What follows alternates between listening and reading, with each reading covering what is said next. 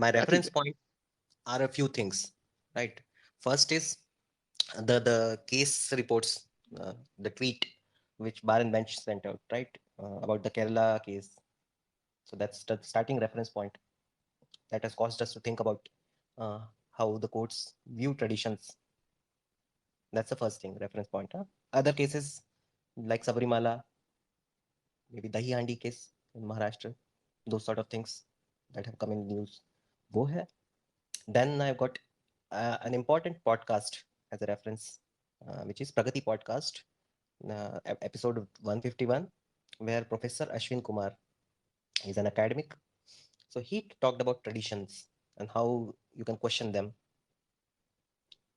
what you are allowed to ask, what you are not allowed to ask, without harming the tradition itself, the core of the tradition or the people who follow the. And it is a sociological perspective. And within this traditions domain, culture, ritual, as well as science, everything comes into that because we are looking at it from a sociological perspective. तो ये मेरे कुछ reference point है. Other than that, I have books which I'll quote. So one is The Weirdest People in the World, Jonathan Haidt's The Righteous Mind, Taleb's books. right. A question है मेरा before we start the Hmm. whole thing. Have you looked at it only from the Hindu aspect for it, or do you also do a cross parallel? Ki if the courts are giving such a viewpoint on Hindu traditions, and they are Right. being fair that they will follow the same principles on other religions also, but they may not. So Yeah. if we have done it, fine. Otherwise, we can always pick it up in the next one. Right. So there are three, four major perspective upon which we can talk. So one is the incompetence of the court, which we can talk about. By incompetence mean how they look to cases, how they take cognizance of the cases, their procedures, the number of cases, backlogs, etc., etc. Right? There are so many things to talk about. That's another perspective which I'll not touch upon, जिसको मैं touch Right. नहीं करूंगा. Incompetence वाला point of view बहुत बड़ा argument है incompetence का. दूसरा आर्गुमेंट जो आपने नोटिस किया है कि ये discrepancy between A, taking notice of things, and B, acting upon things by courts, right? किसी Right. पर्टिकुलर ट्रेडिशन को वो पर्टिकुलरली फोकस करते हैं वर्सेस अदर ट्रेडिशन को लीवे दे देते हैं. तो वो Right. एक चीज आ जाती है आपके सामने, राइट? उसको भी वो मेरा फोकस नहीं है.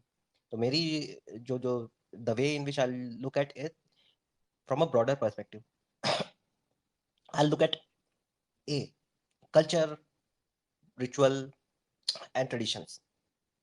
These are connected as sociological truths. If there is a community, then all these things will be present. And within this domain, sociological domain, science also comes in. Because ये लोग argument देते हैं ना कि ये these rituals are unscientific. Science as a domain, when we look at it from a sociological perspective, it's a team exercise in space and time. तो वो भी इसके perspective में आ जाता है. There are traditions within the science itself. Slightly different है, लेकिन there are traditions.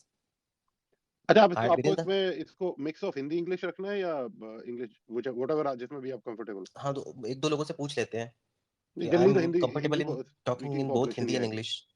So if the people ask me, तो I'll speak in English. If the people ask me, I'll speak in Hindi. नहीं, हिंदी में ज्यादा रखना ना, क्योंकि हमारी ज्यादा पॉपुलेशन हिंदी वाली है, और आई थिंक एम हमारा है कि ये ज्यादा से ज्यादा लोग रिपीट पे भी सुन सके. तो Fair I think enough. Fair enough. Hindi का भाव ज्यादा रहे तो अच्छा है. पर वो मिक्स तो रहता ही है यार, हम सारे वो मेट्रोपॉलिटन में ही रहते हैं. शुद्ध हिंदी तो अब कोई बोलता ही नहीं है जब हाँ. तक द तो स्पीकर ना आ दो जाए. तो जो मैं सोशियोलॉजिकल पर्सपेक्टिव, समाजवादी पर्सपेक्टिव या सामाजिक पर्सपेक्टिव या दृष्टिकोण से देख रहा हूँ, तो उसके परव्यू में, उसकी परिधि में आपका जो विज्ञान है वो भी आ जाता है. क्यों? क्योंकि विज्ञान जो डिसिप्लिन है उसमें जब आप वर्क करते हैं तो दैट्स अ टीम एक्सरसाइज. आप टीम के साथ काम करते हैं. आप पिछले लोगों के काम के ऊपर बिल्ड करते हुए नया काम क्रिएट करते हैं. अब वो पिछला लोगों का जो काम है, चाहे वो ट्रेडिशन से क्यों ना आया हो, मैंने out of the field of science, जहां हम लोग करंटली जिसको हम लोग साइंस मानते हैं, उसके बाहर से ही क्यों ना आया हो. फॉर एग्जाम्पल, आपका कोई एंथ्रोपोलॉजिस्ट गया स्टडी करने के लिए किसी ट्राइब के आसपास, उसने ट्राइब में देखा कि ये लोग कोई हर्ब को यूज करते हैं. वो जाके उसने रिपोर्ट डॉक्यूमेंट किया कि ये लोग हर्ब को यूज करते हैं बीमारी को दूर करने के लिए. फिर वहां से कुछ रिसर्चर्स, मेडिकल रिसर्च वाले लोगों ने देखा कि भाई हर्ब काम की है, रिसर्च करना शुरू किया और उसके ऊपर बिल्ड किया मेडिसिन. राइट? बहुत सारी मेडिसिन ऐसे खोजी जाती है ऑब्जर्वेशन से. तो एटलीस्ट पास्ट में बहुत ज़्यादा ये सच था कि बहुत सारी मेडिसिन हैं जो हमारी वो पास्ट में एक्सपीरियंस वगैरह से ढूंढी गई हैं, लोगों के कल्चरल एक्सपीरियंस, रिचुअलिस्टिक एक्सपीरियंस इससे ढूंढी गई हैं, यानी अदर देन फील्ड्स जो नॉर्मली साइंस समझी जाती है उससे बाहर से ढूंढी जाती है। तो इसीलिए जब हम लोग साइंस की बात करते हैं तो ये कोई out of the world thing नहीं है, ये दुनिया की कोई बाहर की चीज़ नहीं है, ये समाज के अंदर में डेवलप हुई है। तो इसीलिए कल्चर और रिचुअल इसका पार्ट हो जाते हैं। वो नॉर्मल हमारे जो कल्चरल रिचुअलिस्टिक प्रैक्टिसेस हैं उससे थोड़ा डिफरेंट होते हैं, लेकिन उसके अंदर में भी वो कोर है। तो ये पर्सपेक्टिव हम लोगों को ध्यान में रखना ज़रूरी है। तो ये नहीं समझने का कि भई विज्ञान कोई दुनिया के बाहर की चीज़ है। जब as a discipline social discipline की बात करते हैं, तो वो पर्टिकुलरली वो उसके इसी परिधि में आ जाता है, ट्रेडिशन की परिधि में, जिसके ऊपर सवाल उठाए जाते हैं। ये जो आपका कल्चर या ट्रेडिशन है, ये अनसाइंटिफिक है। तो आपका साइंस जो है वो उस डोमेन में आ जाता है, उसके ऊपर भी सवाल हो सकते हैं और उसके बारे में मैं आगे आपको एक्सप्लेन करूँगा। फिर हम लोग बात करते हैं ट्रेडिशंस जो होते हैं, उसके ऊपर अगर आपको क्रिटिसिज़्म करना है तो कैसे हो सकता है क्रिटिसिज़्म? उसके भी कुछ डोमेन्स होते हैं। तो डॉक्टर अश्विनी कुमार ने 2 चीज़ें सजेस्ट की थी। क्रिटिसिज़्म आप कर सकते हो उसके ऊपर, लेकिन क्रिटिसिज़्म करने के वाजिब तरीके होते हैं। एक, आपको जो नॉर्मल एकेडमिक डोमेन में डिस्कशन करना है, ठीक है? उसके बारे में फिर वो आप देख सकते हो हिस्ट्री क्या है इस ट्रेडिशन की, कैसे आया वो ट्रेडिशन, उसके क्या इम्पैक्ट हैं, अलग-अलग सारी चीज़ें आप डॉक्यूमेंट कर सकते हो, उसके बारे में बात कर सकते हो, पर्सपेक्टिव ले सकते हो और मेन चीज़ है कि उसमें आपको लोगों को इन्वॉल्व करना है। फिर एक और चीज़ आपको ध्यान में रखनी है कि दूसरा, जब आपको ऐसा लगता है कि किसी पर्टिकुलर ट्रेडिशन से हार्म हो रहा है, और ये बहुत इंपॉर्टेंट चीज़ है, हार्म जो प्रूवेबल हार्म है, और वो हार्म ऐसा है कि कई लोगों में ऐसा दिखाया जा सकता है प्रैक्टिकली, या समाज के ऊपर दिखाया जा सकता है, डेमोन्स्ट्रेट किया जा सकता है, तब उसके ऊपर आप एक्शन ले सकते हो। तो वो जो डोमेन है, जहाँ पे एक्शनेबल डोमेन है, वहाँ पे क्रिटिसिज्म अलग टाइप का होगा। वहाँ पे जो दायरा है क्रिटिसिज्म का बहुत लिमिट हो जाएगा, और उसका जो आर्गुमेंट होगा वो ये होगा कि इस पर्टिकुलर ट्रेडिशन या रिचुअल या एलिमेंट की वजह से समाज को नुकसान हो रहा है, व्यक्तियों को नुकसान हो रहा है, और आपका वही आर्गुमेंट काम करेगा। ये आर्गुमेंट नहीं काम करेगा कि इसके कॉज क्या है, इसके रिचुअल के या इस कल्चर के या प्रैक्टिस के कॉज क्या है, चाहे वो कॉज आपको लगता है कि रिग्रेसिव हो, ये हो वो हो, राइट, पेट्रियार्कियल वगैरह वगैरह, वो कुछ भी हो, कॉज मैटर नहीं करता है, रिजल्ट मैटर करता है। जब एक्शन लेने की बात करती है ना, तब सिर्फ और सिर्फ जुडिशियल प्रिंसिपल्स में देखोगे क्रॉस द वर्ल्ड, सिर्फ और सिर्फ इम्पैक्ट देखा जाता है, कॉज नहीं देखा जाता। आप ये नहीं बोल सकते कि ये अनसाइंटिफिक है, पेट्रियार्कल है वगैरह वगैरह, नहीं। आपको सिर्फ और सिर्फ कॉन्सिक्वेंस की दृष्टि से देखना होगा, परिणाम क्या निकलता है उस ट्रेडिशन का। ये दो डिस्टिंक्शन डोमेन है। जब आप इस डोमेन में हो, जब एकेडमिक रिसर्च के डोमेन में हो, तब आप बिल्कुल उन सारी कॉन्सेप्ट्स की बात करो कि ये पेट्रियार्कल है वगैरह वगैरह, इन सारी चीज़ों की बात। लेकिन जब एक्शन के डोमेन पे जाते हो, जब आप एक्शन की डिमांड करते हो, तब फिर आपको ये चीज़ ध्यान में रखनी होगी कि इसका कॉन्सिक्वेंस क्या है। फिर एक और कॉन्सेप्ट मैं आपके सामने थोड़ा सा रख देता हूँ, वो ये है कि ट्रेडिशन दो तरह के से देखे जा सकते हैं, दो व्यूज हैं ट्रेडिशंस के। एक है ऑब्जेक्टिव व्यू ऑफ ट्रेडिशन, और दूसरा है learnable view of tradition. Objective view of tradition क्या है? ऑब्जेक्टिव व्यू ऑफ ट्रेडिशन ऐसा है कि आप उसको एज एन ऑब्जेक्ट देखते हो और आप उसके साथ इंटरैक्ट करते हो। अब ऑब्जेक्ट की तरह देखते हो तो मतलब एक तरह से आप ये समझ सकते हो कि एक्सटर्नल व्यू है, आप उसके बारे में उतना जानते नहीं है, आपने उसको जिया नहीं है उस ट्रेडिशन को। तो आपका लर्न इंटरनल एक्सपीरियंस जो है उस ट्रेडिशन के बारे में ज़्यादा पता नहीं है आपको, लेकिन आप बाहर से देख रहे हो उसको, तो वो एक उसको ऑब्जेक्ट व्यू बोल सकते हो।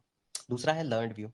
लर्न व्यू के अंदर में आपका सवाल ये होता है कि ये ट्रेडिशन को मैं फॉलो कैसे करूंगा, इसकी रिचुअल्स को मैं फॉलो कैसे करूंगा। फिर उसके ऊपर आप वैलिडिटी के ऊपर सवाल नहीं उठाओगे, इस रिचुअल के ऊपर या उस ट्रेडिशन के ऊपर, इस चीज़ के ऊपर सवाल नहीं उठाओगे, उसको मैं कैसे फॉलो करूंगा, क्या स्टेप्स हैं, वो सारी चीज़ें आप पूछोगे, और वो आप फॉलो करोगे, वो लर्न एक्सपीरियंस के साथ वो आपके साथ जुड़ता है। तो ये दो चीज़ें अलग अलग है। जो क्रिटिसिज्म आता है वो ज़्यादातर जो आप देखोगे ना, वो ऑब्जेक्ट व्यू से आएगा, जो बाहर से लोग देख रहे हैं किसी चीज़ को, उनकी तरफ से आता है। और यहाँ पे एक चीज़ और इम्पोर्टेंट हो जाती है, जो यूनिवर्सलिस्ट पर्सपेक्टिव है, टिपिकली लिबरल आइडियोलॉजी के साथ में एक यूनिवर्सलिस्ट पर्सपेक्टिव माना जाता है कि ये जो प्रिंसिपल है, पर्टिकुलरली अगर आप वेस्टर्न लिबरल हो, तो ये आपका एक कोर अजम्पशन होता है कि ये जो वेस्टर्न लिबरल प्रिंसिपल है दुनिया भर के लिए अप्लाई किए जा सकते हैं। जो इन प्रिंसिपल से एग्री नहीं किया जा सक करता है उसका सुधार करना होगा, will have to correct them. और इसी प्रिंसिपल को उठा के ये सारी बातें उठाई जाती हैं कि ये जो आपका ट्रेडिशन है साइंटिफिक नहीं है वगैरह वगैरह, और उसके ऊपर हम ठीक करेंगे, इलाज करेंगे डंडा लेके, है ना। तो ये कुछ बातें हैं जो आपके सामने हमने रखी हैं शुरुआत करने के लिए, और इसी फ्रेमवर्क के अंदर में हम लोग ये देखेंगे कि हमारे जो जज साहब लोग हैं, वो क्या-क्या कहते हैं। तो सबसे पहले वो मैं जो केस था उसके बारे में थोड़ा-सा आपको वो बता देता हूँ। जो केरला से आया है हमारा केस, उसका कॉन्टेक्स्ट दे देता हूँ, है ना? तो वो केस ऐसा था कि वहाँ पे केरला में एक कोई व्यक्ति था, उसने कहीं पे टेम्पल बना लिया था, और लोगों का कहना था कि वो टेम्पल उसने बिना इजाज़त लिए बना लिया है, और वहाँ पे वो एनिमल सैक्रिफाइस कर रहा था। जिससे लोगों का कहना था कि वो परेशान हो रहे हैं। जो मैंने वो पढ़ा केस के डॉक्यूमेंट्स, उसके हिसाब से जो कंप्लेंट्स थी वो ये थी कि लोग उसमें परेशान हो रहे थे, एनिमल सैक्रिफाइस कर रहा था, और वो उन लोगों का कहना था कि उस टेम्पल के लिए उसने कोई अप्रूवल भी नहीं ली है, और वो टेम्पल बना लिया था उसने। और लोगों का कहना था कि शोर-शराबा वगैरह होता है, इससे हम लोग परेशान हैं। तो वो उन्होंने ये कंप्लेंट की थी, और उसके बेसिस पे पुराना केस है जो अब तक चल रहा था। तो कोर्ट ने जो डिसीजन दिया उसमें उन्होंने बी आर अम्बेडकर साहब को कोट कर दिया। अब बी आर अम्बेडकर साहब को कोट करते हुए उन्होंने कह दिया कि भई जो आपके ट्रेडिशंस होते हैं, वो रैशनैलिटी के फ्रेमवर्क के ऊपर होने चाहिए। तो इसीलिए आपका जो ट्रेडिशन इरेशनल है या अनसाइंटिफिक है, वो हटाया जा सकता है। ये जो कोट है बहुत प्रॉब्लमैटिक है, बहुत ज़्यादा प्रॉब्लमैटिक है, और ये बार-बार कोट करते हैं, जिस कहते हैं ये डिसीजन में। एक तो एक भारतीय जजेस की एक खास आदत है कि वो शायरी वगैरह कोट करने लग जाते हैं, या यहाँ-वहाँ के कोट उठा के डाल देते हैं, पेज भरने की आदत होती है।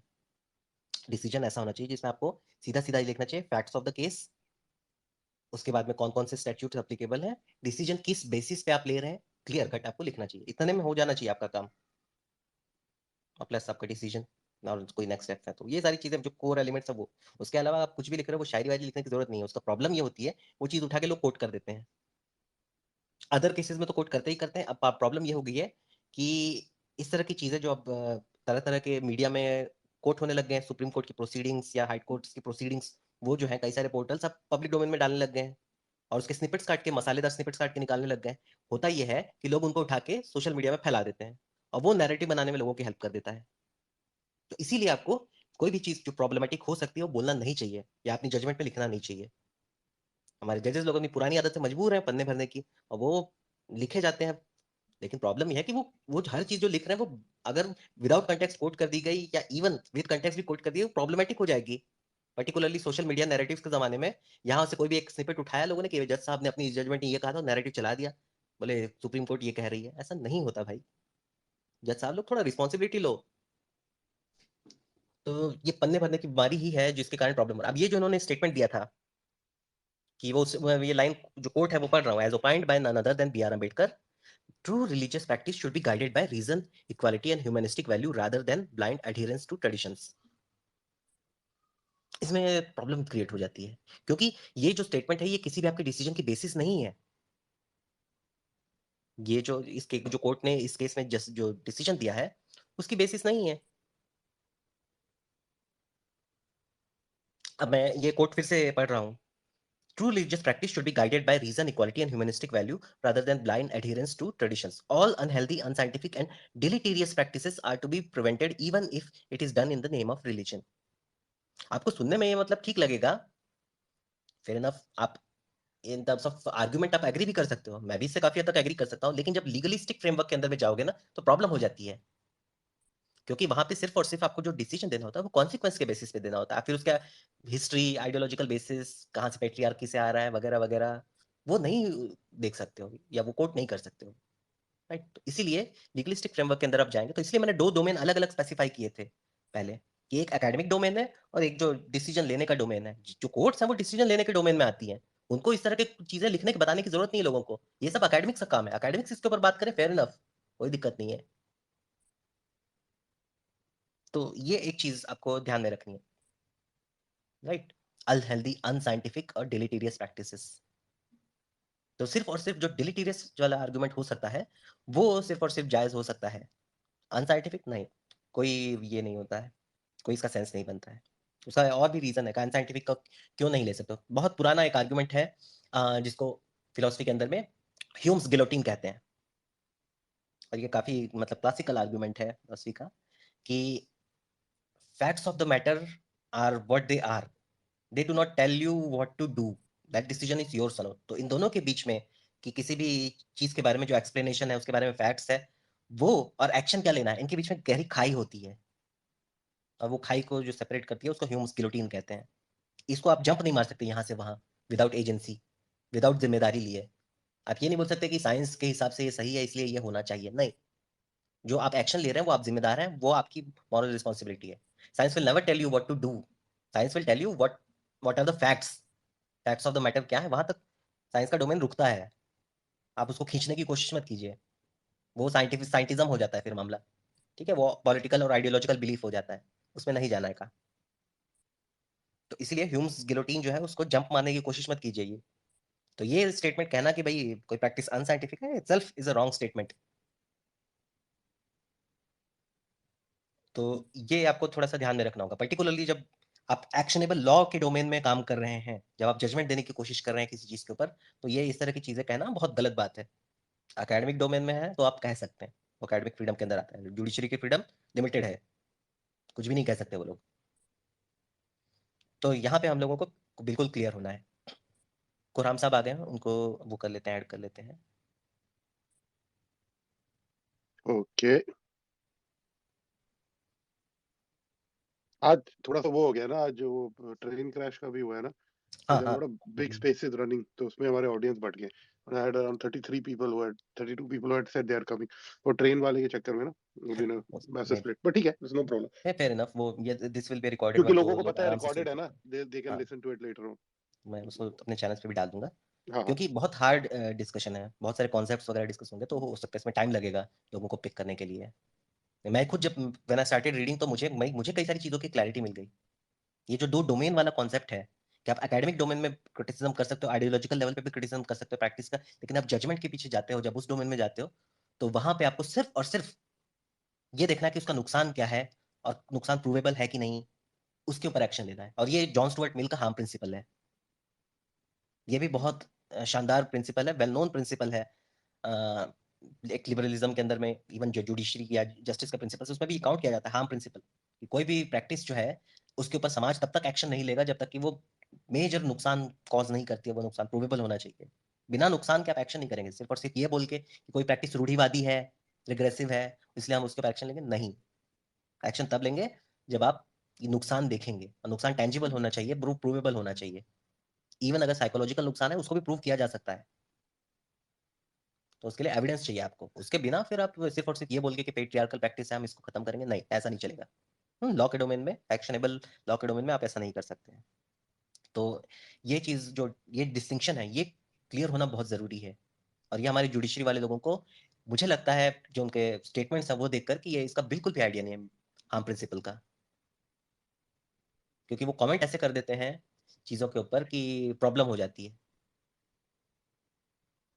स्टेटमेंट डिसीजन तो देते हुए चलो ठीक है, लॉ स्टैट्यूट कोट करते हैं, फेयर इनफ, लेकिन जब वो स्टेटमेंट्स देते हैं उसके साथ में जुड़े हुए या कमेंट्री करने जाते हैं, तो वहां पे वो मतलब दे शिट द बैड, हक देते हैं।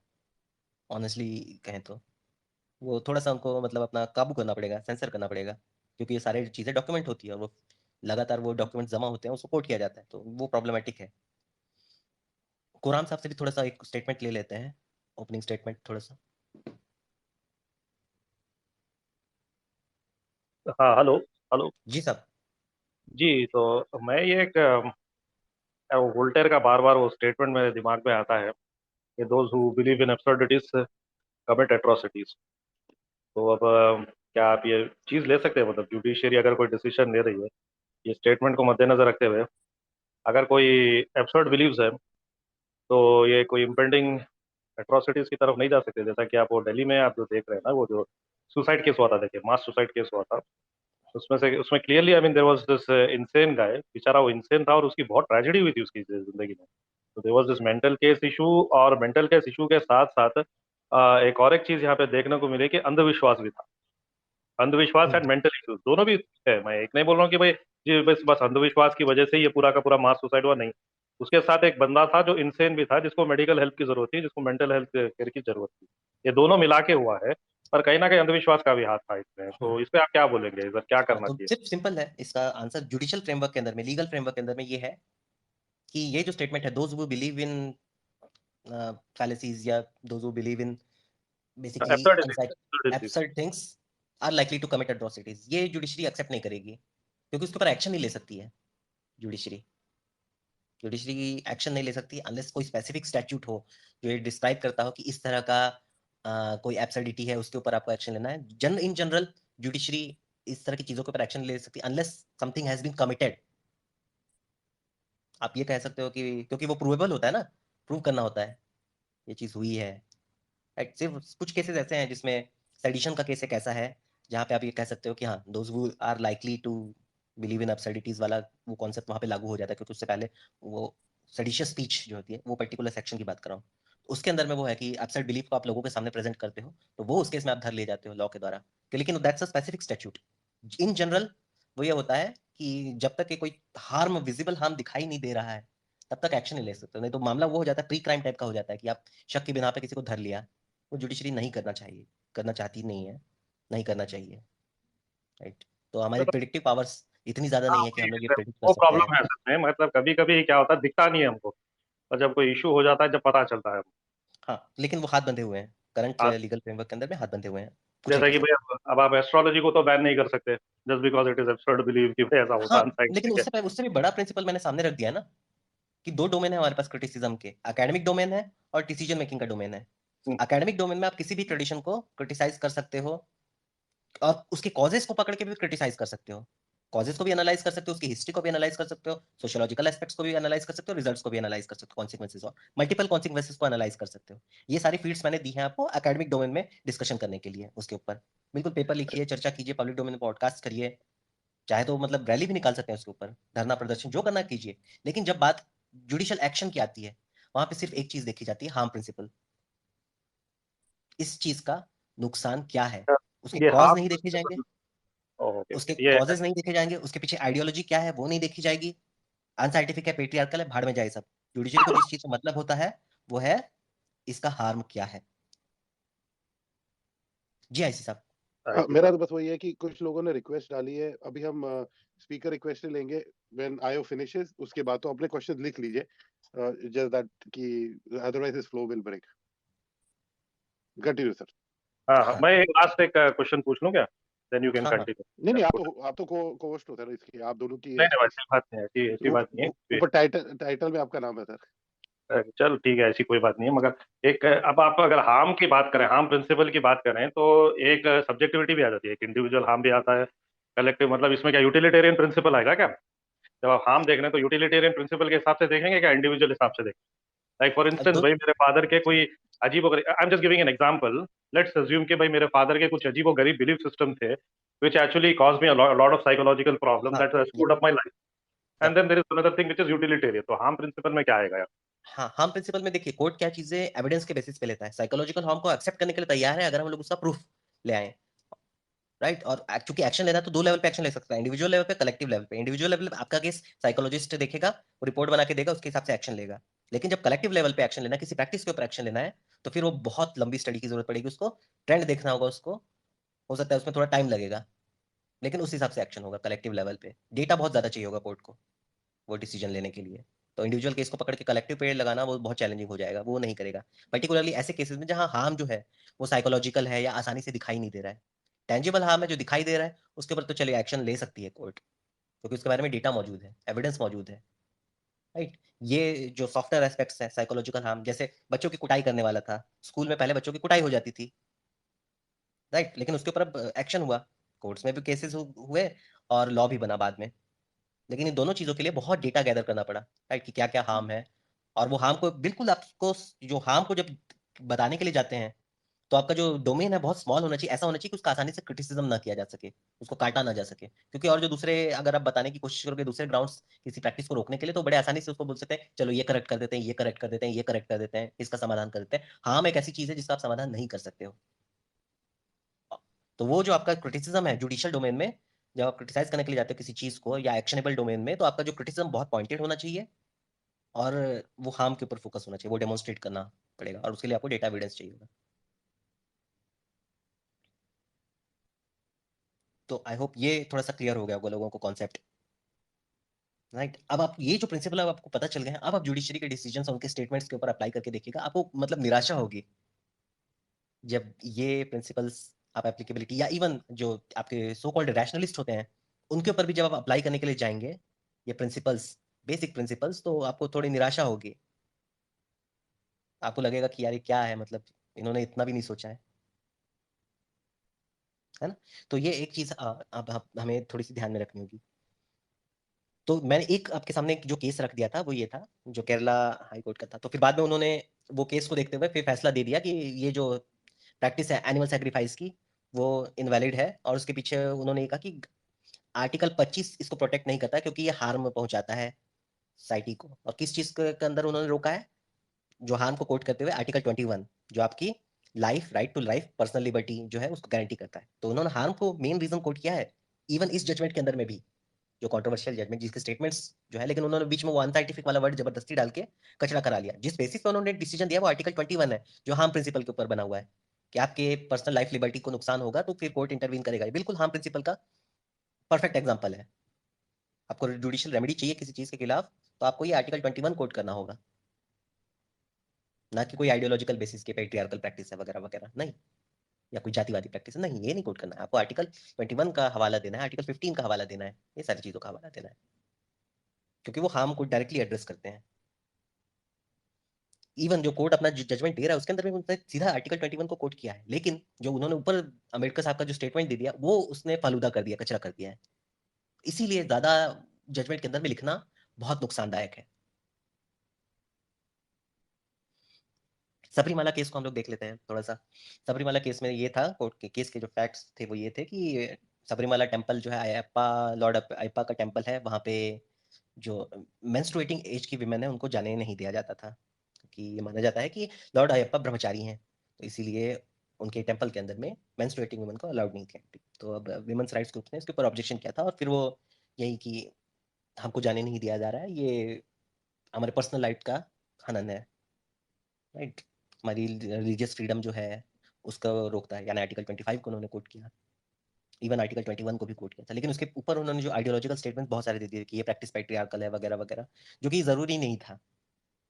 जब आप लीगल फ्रेमवर्क में जाते हो तो ये जरूरी नहीं है, एकेडमिक फ्रेमवर्क में आप रहे तो बिल्कुल आप बात कर सकते हैं इस तरह की चीजों के ऊपर।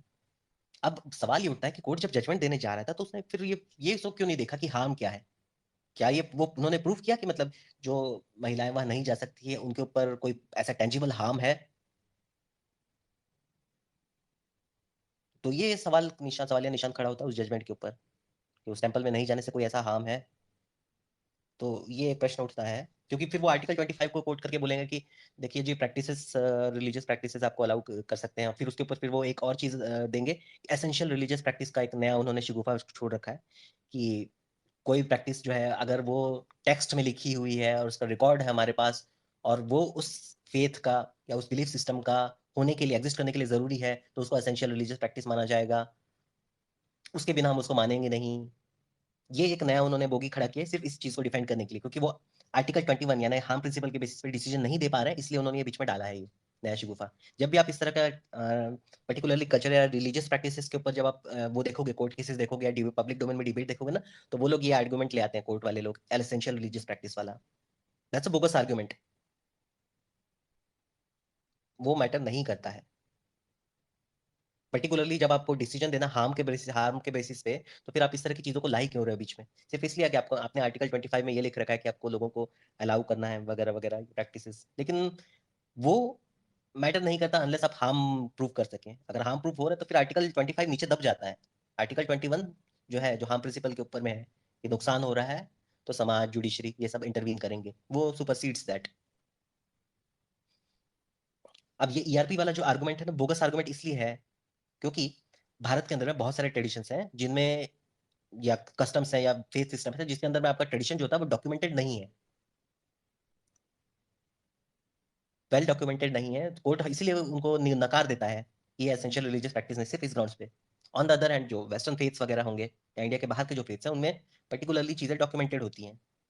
आप उसको एब्सर्डिटी कहिए, कुछ भी कहिए, लेकिन वो आपको मिल जाता है डॉक्यूमेंट। अब वो लेके बोल देते हैं कि ये एसेंशियल रिलीजियस प्रैक्टिस है, मतलब इसको एक आर्गुमेंट है, उसके ऊपर भी बातें होती है, लेकिन एटलीस्ट वो एक ग्राउंडिंग रहती है जिसके ऊपर वो बात करते हैं। ये सारी चीजें बोगस हैं कंप्लीटली। अगर आप लीगलिस्टिक पॉइंट ऑफ व्यू देखो तो entirely premise of essential religious practice is bogus. जब आप इसके ऊपर बात कर रहे थे बुर्का के ऊपर, तो वो एसेंशियल रिलीजियस प्रैक्टिस मान के चल रहे थे, जबकि आपको उससे नुकसान आपको दिख रहा है, टेंजिबल नुकसान आपको दिख रहा है सोसाइटी के अंदर में।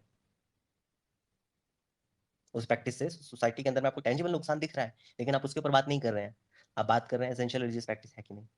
तो इसीलिए ये बोगस आर्गुमेंट है, ये रेड हेरिंग है, क्या लाल बत्ती देकर आपको दौड़ा दिया उसके पीछे, उसके ऊपर वर्क करना नहीं चाहिए। सिर्फ और सिर्फ आपको हार्म के ऊपर फोकस रखना चाहिए। पर्टिकुलरली अगर आप इवन अगर आप एकेडमिक डोमेन में भी डिबेट करने के लिए जा रहे हैं, तो एटलीस्ट हार्म को फोकस में रखें, वो डिनाई नहीं किया जा सकता आसानी से। तो ये एक इंपॉर्टेंट चीज थी जो मैं हाईलाइट करना चाहता था। क्विकली मैं आपके पास कुछ चीज़ें मैंने पॉडकास्ट से, डॉक्टर अश्विनी कुमार के पॉडकास्ट से मैंने लर्न की, फिर से मैं सोर्स को कोट कर देता हूँ आपके लिए, क्योंकि आपके लिए सुनना बहुत ज़रूरी है। ये एक्चुअली आई ओपनर पॉडकास्ट है, क्योंकि इसमें ट्रेडिशंस को सोशियोलॉजिकल पर्सपेक्टिव से देखा गया, जिसके अंदर में ट्रेडिशंस आपके साइंटिफिक ट्रेडिशंस भी आ जाते हैं, यानी डोमेन ऑफ साइंस के अंदर में भी ट्रेडिशन होते हैं, और those traditions defend themselves as severely as fiercely जैसे नॉर्मल कल्चरल प्रैक्टिसेस हैं, वो खुद को डिफेंस जिस तरह से करती है, उसी तरह से साइंटिफिक डोमेन के अंदर में भी डिफेंस होता है चीज़ों का, उस प्रैक्टिसेस का या कल्चर प्रैक्टिसेस का डिफेंस होता है। वहाँ पे भी यूनिवर्सलिज्म और एक तरह से आप ये कह लीजिए लोकलिज्म, दोनों ही फैक्टर्स हैं। यूनिवर्सलिज्म थोड़ा ज़्यादा जोरों पे चलता है, लेकिन ये दोनों डोमेन है, वहाँ पे भी ये फाइट्स होती हैं। उन्होंने एग्जाम्पल कोट किया था, नोम चॉम्स्की की जो लैंग्वेज थ्योरी है, वो शुरू में मानी जाती थी कि यही सत्य है, यही ट्रुथ है, लेकिन जैसे जैसे जानकारी आगे आने लग गई, तो आप नोम चॉम्स्की की लैंग्वेज रिलेटेड थ्योरी वही है कि ह्यूमन बीइंग लैंग्वेज कैसे लर्न करता है, उसके बारे में उन्होंने एक थ्योरी दी है, जो कि काफ़ी अप्रिशिएटेड है एकेडमिक सर्कल्स में। वो पहले माना जाता था कि बहुत ज़्यादा एप्लीकेबल है, लेकिन जैसे जैसे और रिसर्च होती गई, तो वो चैलेंज होने लग गई थ्योरी। और ये अब देखा जा रहा है कि आर्टिफिशियल इंटेलिजेंस के आने से ये एक तरह से प्रूव हो गया कि अदर मैकेनिज्म, जो चोम्स्की की थ्योरी, उसमें जो मैकेनिज्म बताया कि लैंग्वेज लर्न किया जाता है, उसके अलावा बहुत सारे अदर मैकेनिज्म हो सकते हैं जिसके थ्रू लैंग्वेज लर्न की जा सकती है।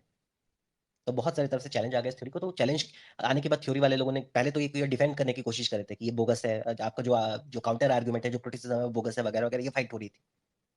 तो वो अपनी टेरिटरी डिफेंड कर रहे थे चोम्स्कियन लोग, क्योंकि कई सारे लोगों का रोजगार वगैरह उससे जुड़ा हुआ था, कई सारे लोगों की एकेडमिक करियर जुड़ा हुआ था उससे, उस थ्योरी से। तो इसलिए उसको डिफेंड किया जाता है। इसीलिए मैं कह रहा हूँ कि that's a human social practice, science, the field of science itself,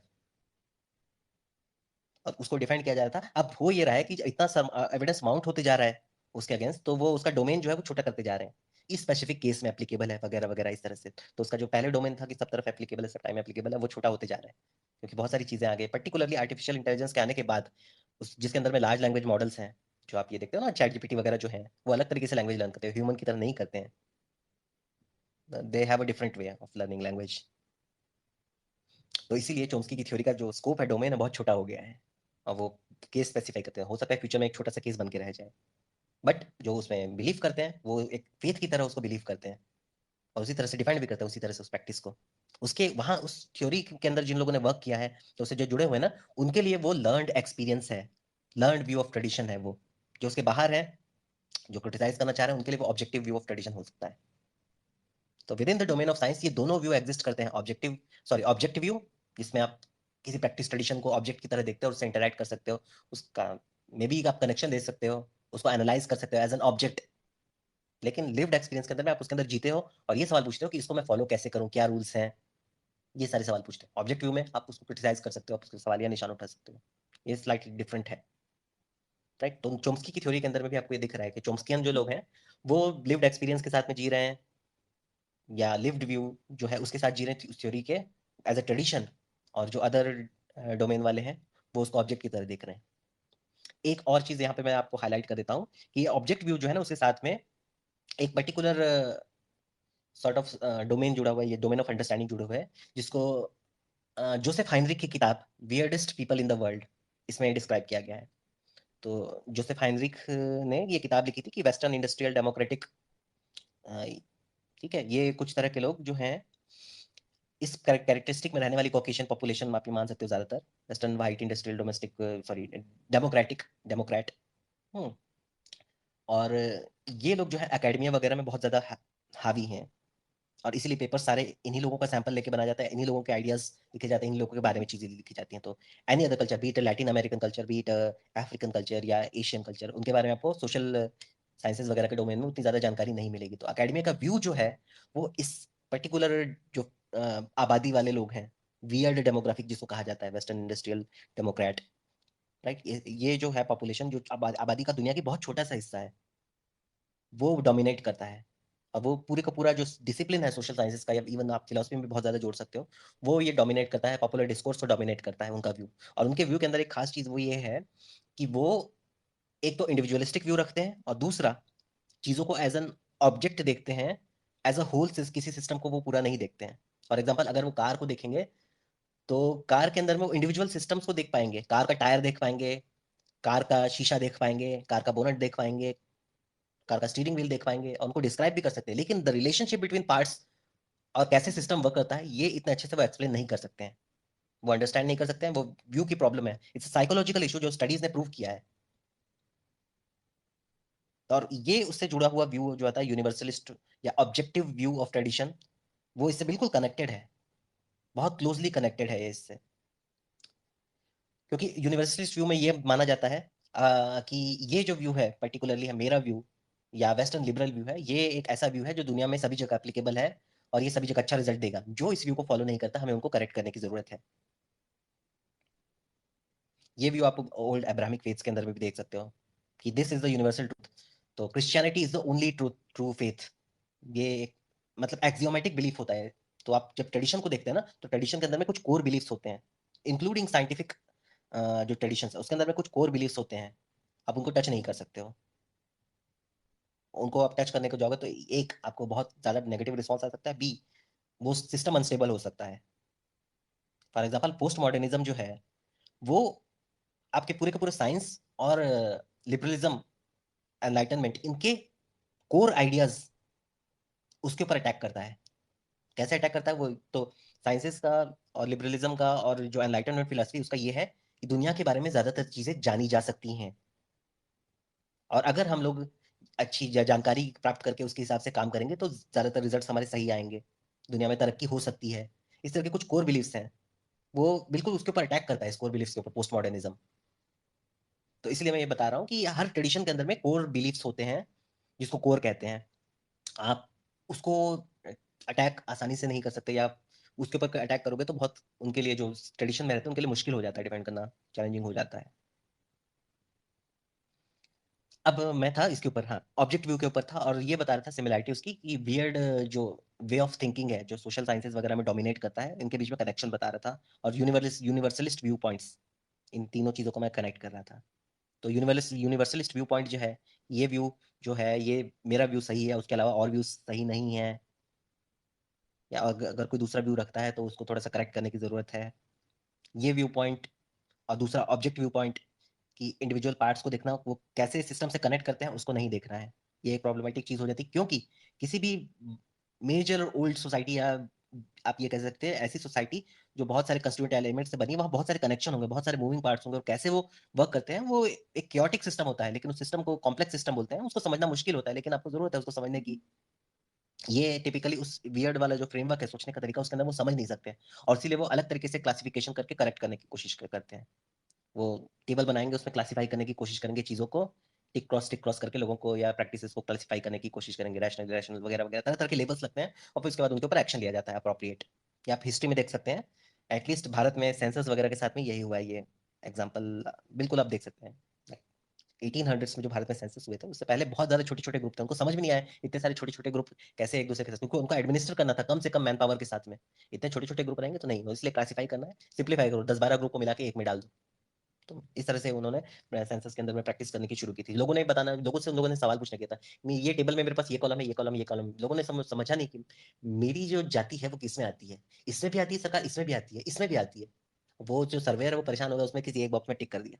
तो इस तरह की चीजें होती हैं जब आप पोस्ट कैटेगराइजेशन करने के लिए जाते हो। तो ये कैटेगराइजेशन वाली जो प्रॉब्लम है वो ऑब्जेक्ट व्यू के साथ में आपको दिखेगी, और किसी कॉम्प्लेक्स सिस्टम में कि हो सकता है कि कोई एक एलिमेंट की मल्टीपल आइडेंटिटीज हो सकती है, लेकिन वो एक एक पर्टिकुलर पकड़ के फोर्स फिट करने की कोशिश करते हैं। ये सारी चीजें जब कनेक्ट होती हैं तो ये प्रॉब्लम क्रिएट कर देती हैं किसी भी ट्रेडिशन के खिलाफ, और फिर वो ऑटोमेटिकली किसी भी अदर ट्रेडिशन का दुश्मन हो सकता है, जाने अनजाने जैसे भी कहें, विदाउट मैलिशियस इंटेंट भी, विद गुड इंटेंशन भी, किसी भी ट्रेडिशन को पकड़ के क्रिटिसाइज कर सकता है, उसके कोर आइडियाज को पकड़ के क्रिटिसाइज कर सकता है, ये बोल के कि भाई तुम्हारा जो कोर आइडिया वो तो झूठ है, there can be no other faith other than Christianity, आपका जो फेथ है वो झूठ है, आपके पास कोई कोई कोर है ही नहीं, आप तो ये हो, पेगन हो, आपको हीदन हो, आपको सुधार करने की जरूरत है, राइट। इस तरह से आपका जो सो कॉल्ड बिलीफ है वो रैशनल नहीं है, तो आपको सुधार करना होगा, आप मेरा बिलीफ अपनाइए।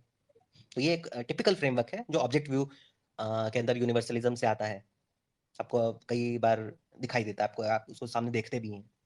और इसीलिए जो ये इनकी तरफ से ट्रेडिशंस का क्रिटिसिज्म जब आता है, particularly not on grounds of harm but on ideological grounds, तो सतर्क हो जाइए, कान खड़े कर लीजिए, खतरे की घंटी बजना शुरू हो जानी चाहिए आपके दिमाग में। आपके दिमाग में सिर्फ एक सवाल उठना चाहिए कि भाई हार्म क्या है, ये मेरे को एक्सप्लेन करो, उसका डेटा दो, अदरवाइज मुंह चुप रखो। तो ये एक इंपॉर्टेंट चीज हो जाती है। तो मैंने आपको कुछ एक मोटी कॉन्सेप्ट्स आपको एक्सप्लेन करने की कोशिश की है। तो एक उसके अंदर में है object view of tradition, right. उसके बाद लिव्ड एक्सपीरियंस इन ट्रेडिशन, तो ये मैंने डिस्टिंक्शन एक्सप्लेन करने की कोशिश की है। मैंने आपको ये भी एक्सप्लेन करने की कोशिश की है कि ट्रेडिशन साइंस के अंदर में भी पाए जाते हैं और उसी तरह से डिफाइन करते हैं, हर ट्रेडिशन का एक कोर होता है जिसको आप आसानी से चैलेंज नहीं कर सकते हो। फिर मैंने ये भी बताने की कोशिश की कि किस तरह से आप क्रिटिसाइज कर सकते हो।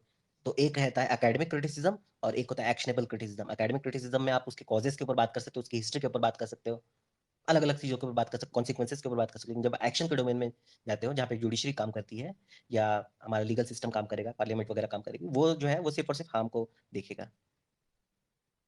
ये कुछ बेसिक चीजें थी जो मैं आपके सामने रखना चाहता हूँ। तो जब जब भी आप इस तरह के कोर्ट के इंटरवेंशन वगैरह देखते हैं, तो या इवन कोई लिबरल रैशनल क्रिटिक देखते हैं, तो इन सब चीजों को ध्यान में रखते हुए सवाल कीजिए। यूनिवर्सलिज्म के बारे में सवाल पूछिए कि आपका जो यूनिवर्सलिज्म है, क्या ये मेरे इसको अलाउ करेगा other types of faith. Ideological होना ये चाहिए कि liberalism is the best system जिसके अंदर में different types of belief systems exist या different types of tradition exist करके फ्लरिश कर सकते हैं। बाय डेफिनेशन वो सबसे अच्छा सिस्टम होना चाहिए। लेकिन जो वियर्ड व्यू पॉइंट है, यानी कि वो जो मैंने डेमोग्राफिक बताया उसका व्यू पॉइंट है, इंडिविजुअलिज्म वाला व्यू पॉइंट है, किसी सिस्टम के कनेक्शन को ना समझने वाली बीमारी है, यूनिवर्सलिज्म का प्रॉब्लमेटिक परछाइयां हैं जो उनके पुराने फेथ से जुड़ी हुई सोसाइटी में आ गए, वो जो लूम कर रही हैं, इन सारी चीजों की वजह से लिबरलिज्म अफेक्ट हो जाता है। तो जब भी लिबरल्स क्रिटिक करना चाहें, तो ये दो ग्राउंड्स बिल्कुल क्लियर कीजिए कि मैं एकेडमिक डोमेन में क्रिटिसाइज कर रहा हूँ या मैं एक्शन मांग रहा हूँ। जब एक्शन मांग रहा हूँ, एक्शनेबल डोमेन में है, तो फिर मैं हार्म को स्पेसिफाई करूंगा, डेटा दूंगा।